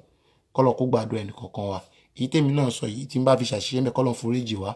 gbogbo ẹnì kọ̀ọ̀kan wa tó gbọ́ náà èyí tá bá fi ṣàṣìṣe ń bẹ kọ́lọ̀ kó forí ẹ̀ṣẹ̀ jì wa ọlá nàbí lọ́dọ̀ Ọlọ́run Allahumma rabbana taqabbal minna innaka antal mujibud du'a ربنا تقبل منا إنك أنت السميع العليم